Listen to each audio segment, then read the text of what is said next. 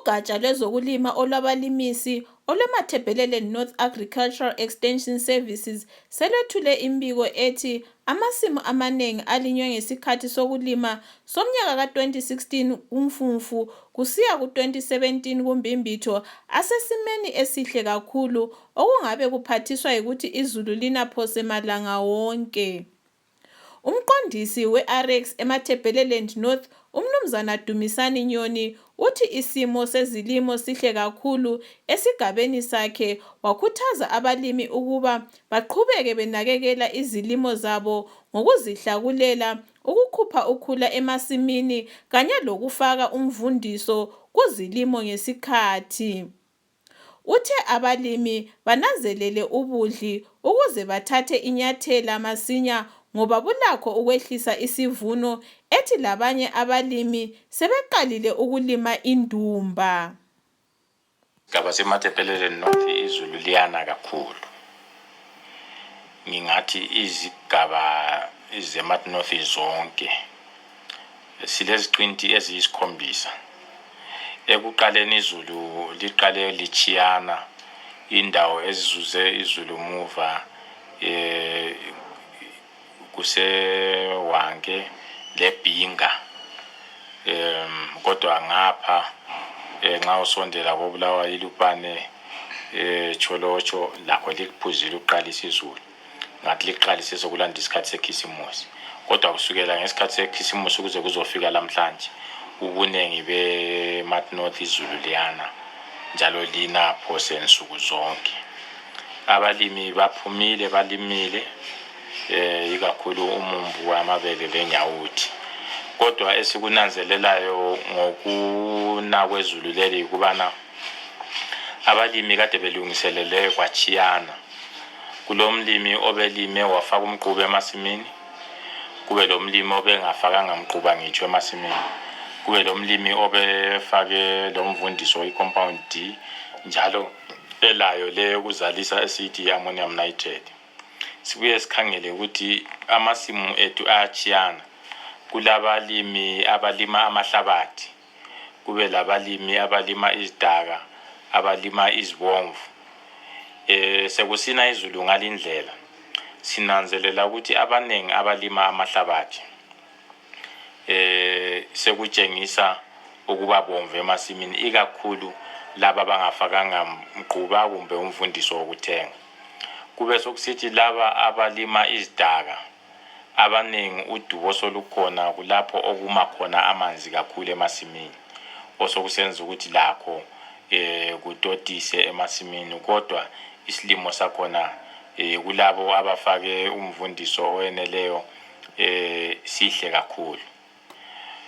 Kuthi laba abalima izibomvu labo kuba lalapho okuma khona amanzi emasimini, kodwa phose ubunengi isilimo sabo siyakhangeleka, kodwa lo ongafakanga mvundiso eqalisa ukulima isilimo sakhe siphakathi laphakathi.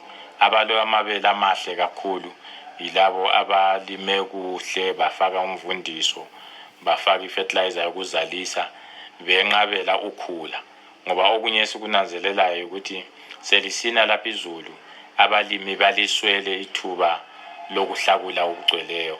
Ubunengi bamasimu ikakhulu wona lama amanzi abalimi sokumele balwise ukuthi basiphune ngezandla ngoba kakuhlakuleki ngekhuba, khona lokungena emasimini sokungumzamo ngoba lawe wena mlimi uyabutota nxa usithi uyangena emasimini. Ingathi yikho kwenza ke sibe lesilimo esihle kwabanye, siphakathi laphakathi kwabanye, esingani sibana kwabanye, ikakhulu sokuhlangana idubo lwamanzi lodubo lokungahlakuli ngokweneleyo. Esikuxwayisa abalimi ke ukuthi asizameni ukuthi sikhankase sidinge ifertilizer yokuzalisa le-ammonium nitrate kumbe i-urea sifake. Sibuye silwise lokhula ngoba lulakho ukuthi lusichithe emasimini. Sibuye sikhuthaze ukuthi abalimi kabananzelele ukuthi ubudli nxa busiba khona emasimini babuthathela inyathelo elifaneleyo ngokubonisana labalimisi ezigabeni lapho abalima khona, ngoba ubudli ngokunye okwehlisa isivuno kumbe okungachithiza lokho esikulimileyo kungaze kwaba lalutho. Kube sokusithi ukhula lakho kuyasidlela kakhulu. Abanye abalimi sinanzelela ukuthi ngokufuna isitshebo sembuya kumbe esolude sisuka sekele kube kunengi kakhulu ensimini lokho.